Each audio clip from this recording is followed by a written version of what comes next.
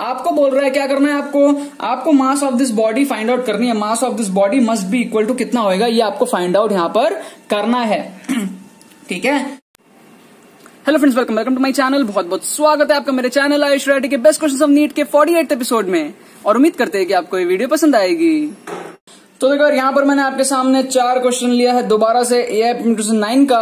यहाँ पर आपको 2 क्वेश्चन दिख रहा है AIPM 2009, और यहाँ पर पीछे आपको 2 और क्वेश्चन दिख रहे हैं सेम ईयर के same paper 2009 AIPMT।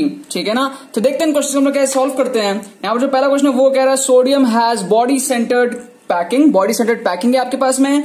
Distance between 2 nearest atoms is 3.7 angstrom. आपको बोल रहा है लेटिस पैरामीटर आपको निकालना, मतलब सिंपल सा फंडा है आपके पास में। BCC क्या होता है, इस तरीके से आपके पास में BCC होता है, बॉडी सेंटर्ड आपके पास में ऐसे होता है। आपके पास में 4 कॉर्नर्स, 8 कॉर्नर में आपके पास में क्या होते हैं, इस तरीके से होते हैं, और एक आपके पास में बॉडी के सेंटर में होता है। ठीक है, डायग्राम में हम लोग ऐसे रिप्रेजेंट करते हैं।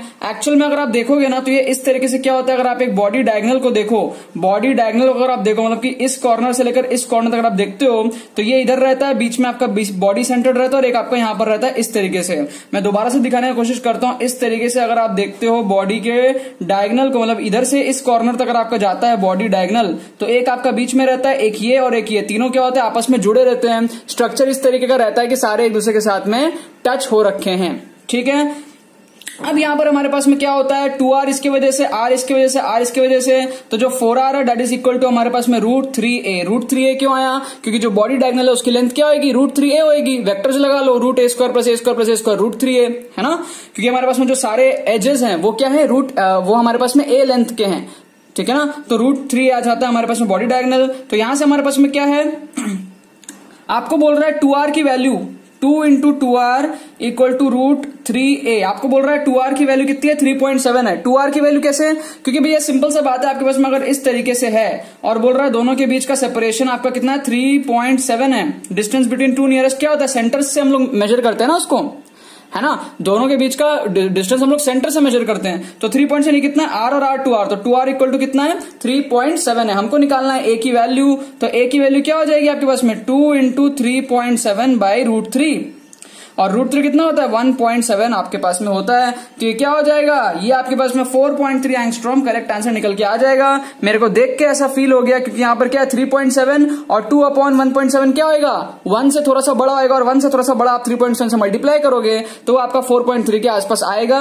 अगर आपको बिलीव नहीं हो रहा है तो आप इसको एक्चुअल तरीके से सॉल्व करके भी देख लो, मल्टीप्लाई डिवाइड वगैरह करके देख लो, आपको इसी के आसपास कुछ आंसर मिल जाएगा। फंडा सिंपल सा था आपके पास, आपको रिलेशनशिप पता होना चाहिए रेडियस और एज लेंथ के बीच का, लैटिस पैरामीटर के बीच का, और फिर आपको पता होना चाहिए कि डिस्टेंस बिटवीन 2 नियरेस्ट एटम का मतलब है कि दोनों के बीच के सेंटर के बीच का डिस्टेंस वहां पर बात हो रही है। तो 2r की जगह आपको 3.7 पुट करना और बाकी आपको सॉल्व करके आंसर निकालना है। ठीक है, नेक्स्ट यहां पर बोल रहा है internal energy change in a system that has absorb 2 kcal of heat and done 500 joule of work is. Simple सा बात है, आपके पास में जो भी हीट दिया जाता है वो 2 पार्ट में डिवाइड होता है, एक आपका वर्क डन में, और दूसरा जो बचा कुचा होता है वो आपका क्या होता है, इंटरनल एनर्जी आपका चेंज हो जाता है। तो सिंपल सा फंडा आपके पास में जो इंटरनल एनर्जी का चेंज है वो क्या होगा, हमारा जो हीट दिया गया है, ठीक है, माइनस जो हमारे पास में वर्क किया है सिस्टम ने। ठीक है, वर्क जो सिस्टम ने किया है, ठीक है, अगर सिस्टम पे वर्क होएगा तो वो एडअप हो जाता है, अगर सिस्टम ने वर्क किया तो वो सब्ट्रैक्ट होता है। समझने का ट्राई करो, सिस्टम में कुछ हीट हमने दिया, अब सिस्टम में हम लोग वर्क डन भी अगर कर दें तो वो दोनों एडअप होकर इंटरनल एनर्जी का चेंज आएगा।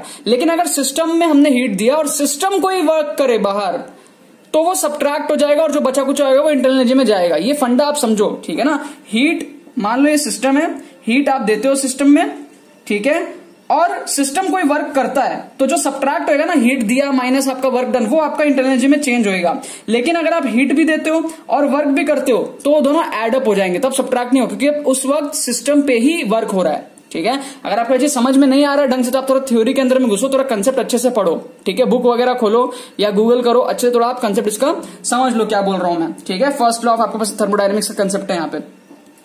तो यहां पर क्या है, आपके पास में हीट कितना दिया गया है, 2 kcal। तो देख लो भाई, 2 × कैलोरी मतलब कितना, 4.2 जूल्स में कन्वर्ट करोगे तो, और किलो है तो किलो की वजह से 1000 और आएगा, माइनस वर्क डन कितना हुआ है, 500, तो कितना हो जाएगा ये 2 × 4200 - 500, तो ये कितना हो जाएगा 8400 - 500, तो ये कितना हो जाएगा 7900। आपके पास में फाइनल आंसर यहां पर निकल के आ जाएगा। नेक्स्ट देखते हैं, नेक्स्ट क्या बोल रहा है। बोल रहा है कि a body under the action of a force लग रहा है आपके उसमें कितना 6 i cap a minus 8 j cap plus 10 k cap का। आपको बोल रहा है acquires an acceleration of 1 metre per second square, 1 metre per second square का एक्सेलरेशन एक्वायर हो रहा है। आपको बोल रहा है क्या करना है, आपको mass of this body find out करनी है। Mass of this body must be equal to कितना होएगा, ये आपको फाइंड आउट यहां पर करना है। ठीक है, एक्सेलरेशन क्या होता है, फोर्स बाय मास, तो ऑब्वियस सी बात है मास क्या होएगा, फोर्स बाय एक्सेलरेशन।